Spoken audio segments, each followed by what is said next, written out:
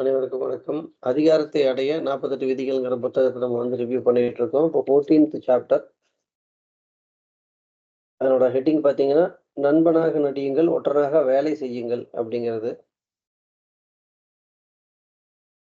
இது எதுக்கு சொல்றாங்க அப்படின்னா, நமக்கு காம்படிஷனா இருக்கிறவங்கள பத்தி தெரிஞ்சுக்கிறது அப்படிங்கிறது ரொம்ப ரொம்ப முக்கியமான விஷயம். அந்த மாரி ரொம்ப முக்கியமான விஷயங்கள் நம்ம தெரிஞ்சுக்கணும் அப்படின்னா, அதுக்கு ஒற்றர்களை பயன்படுத்தி, அ மதிப்புமிக்க தகவல்களை நீங்கள் சேகரித்துக் கொண்டே இருந்தால், உங்களை விட ஒரு படி மற்ற காம்படிட்டரை விட நீங்க ஒரு படி அதிகமாக இருப்பீர்கள் அப்படின்னு சொல்றாங்க. அதை விட மேலானது நீங்களே ஒற்றராக இருங்கள். ஒரு சமூக சந்திப்பு இருந்தா, அதுல வரக்கூடிய போபவர்களுடைய நடவடிக்கைகளையும், பேச்சுக்களையும் ஆ ஆராய கற்றுக்கொள்ளுங்கள் அப்படிங்கிறாரு. ஒரு மனிதனுடைய பலவீனங்களை தெரிந்து கொள்ளும் வண்ணம் மறைமுகமான கேள்விகளை கேளுங்கள் அப்படின்னு ஒரு அட்வைஸ் குடுக்குறாரு. அவர்களுடைய பலவீனங்கள் தெரியாம நம்ம அடுத்த கட்டத்துக்கு போக முடியாது.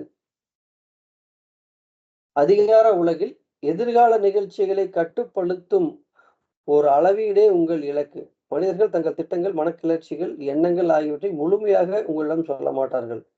தாங்கள் சொல்வதை அவர்கள் கவனமாக தங்கள் கட்டுப்பாட்டுக்குள் வைத்திருப்பார்கள். பல சமயங்களில் அவர்கள் தங்களின் குணநலன்கள் மிக மிக முக்கியமான பகுதிகளாக, அவர்கள் பலகீனங்கள், மறைமுக நோக்கங்கள், பிடிவாத கொள்கைகளை முதலானவற்றை மறைத்துக் கொள்வார்கள்.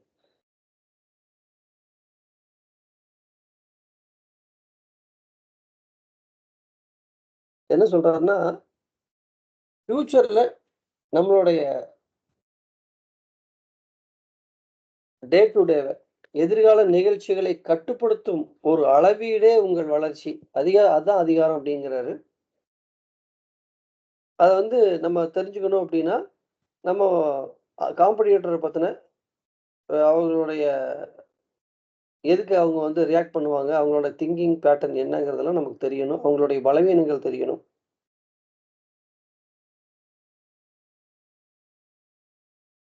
இந்த மாரி நீங்க திரட்டணும்னு நெனைக்கிறது அவ்வளோ கடினமான விஷயம் இல்ல அப்படின்னு சொல்றாரு.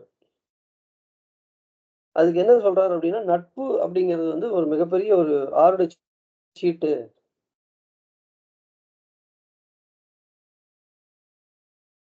அப்படின்னு சொல்லிட்டு, மற்ற இந்த விஷயத்த செய்யறதுக்கு மிக சாதாரணமான வழி மற்றவர்களை பயன்படுத்துவது. ஆனா, அந்த மற்றவர்கள பயன்படுத்தும்போது அதுல ஒரு மிகப்பெரிய ரிஸ்க் இருக்கு. 2 விஷயம். 1 அவர்கள் நம்ம இப்படி பண்றோங்கிறத எல்லாரிடமும் சொல்லக்கூடிய வாய்ப்பு இருக்கு. 3வது நம்ம யார பத்தி சொல்றோமோ, அவர்கள் நட்பு பாராட்டி நம்மளையும் கவுத்தி விட வாய்ப்பு இருக்கு. அதற்காக இந்த ரிஸ்க் அவாய்ட் பண்றதுக்கு நீங்களே அந்த உளவு பார்ப்பது தான் சிறந்த விஷயம் அப்படின்னு சொல்றாரு. இத ரொம்ப சக்சஸ்ஃபுல்லா பண்ணிட்டு இருந்தவரு, ஒரு பிரெஞ்சு பொலிட்டீஷியன் டேலி 2. இவர பத்தி நெறைய ஆ விஷயங்கள்ல எக்ஸாம்பிளா சொல்லிட்டு இருக்காரு.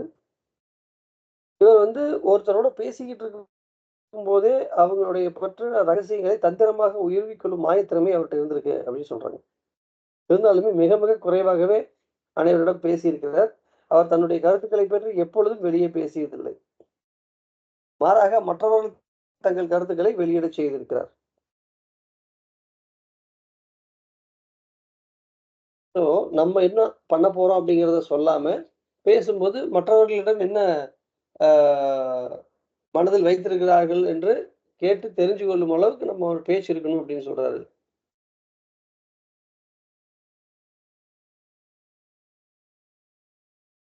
சமுதாய கூட்டங்களின் போதும், தீங்கில்லா சந்திப்புகளின் போதும் நீங்கள் மிகுந்த கவனத்துடன் இருக்க வேண்டும்.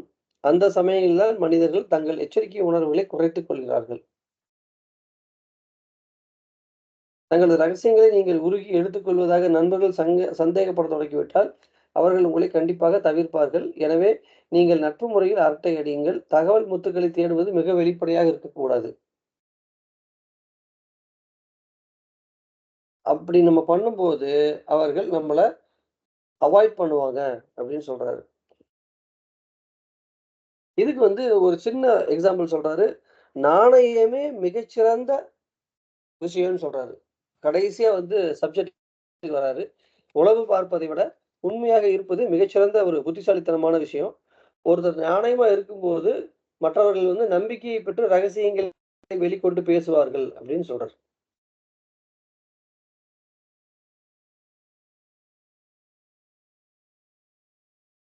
அதனை வேறு விதமாக சொல்வதனால், அவர்கள் தங்கள் ரகசியங்களை வெளியிட செய்கிறீர்கள்.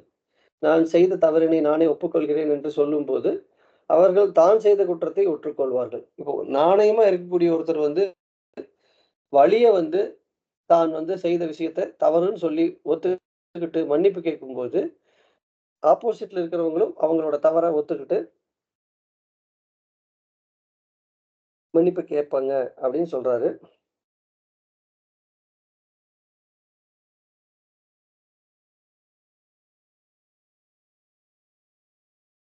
இவ்வாறு செயலை செய்யும் பொழுது, அவர்கள் தங்கள் பேச்சில் இருக்கும் கட்டுப்பாட்டினை சிறிது இழப்பார்கள்.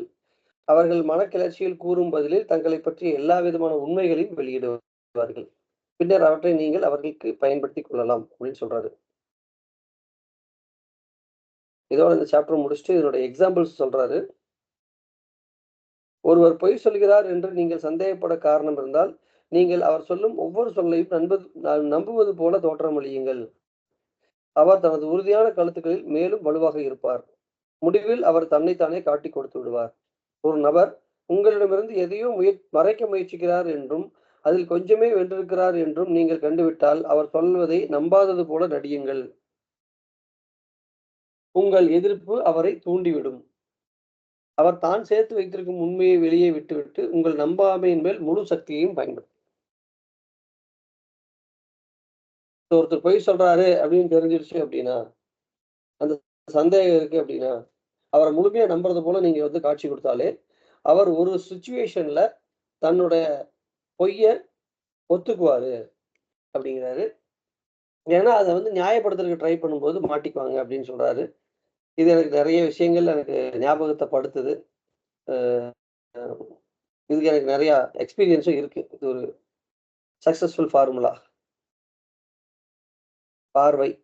பசுக்கள் வாசனையின் மூலம் பார்ப்பதைப் போல், அரசர்கள் ஒற்றர்கள் மூலம் பார்க்கிறார்கள். பிராமணர்கள் புனித நூல்கள் மூலம் பார்க்கிறார்கள்.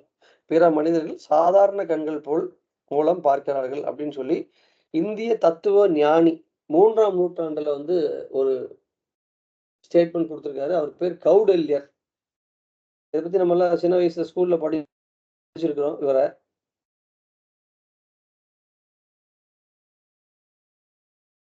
மனிதனுக்கு வந்து 3ஆம் கண் அப்படிங்கிறது வந்து கடவுளை போன்றது.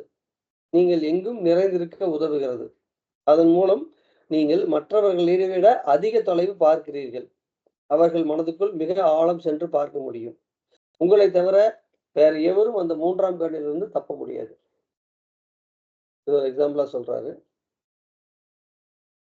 அடுத்தது அதுக்கு ஒரு சான்றுன்னு சொல்லி எக்ஸாம்பிள்ன்னு சொல்லி சொல்றது, ஒரு புத்திசாலித்தனமான அரசனும், ஒரு ஞானமுள்ள படைத்தனவனும், தலைவனும் எப்பொழுது படையெடுத்து சென்றாலும் எதிரியை வெல்கிறார்கள்.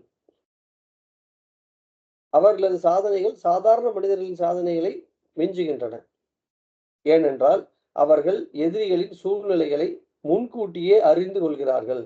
இந்த முன்னறிவு ஆவிகள் மூலம் பெற முடியாது. கடவுள் மூலம் கிடைக்காது. கடந்த கால நிகழ்வுகளின் மூலம் ஒப்பிடுவதன் மூலம் கிடைக்காது. ஜோதிடத்தின் மூலம் தெரிந்து கொள்ள முடியாது.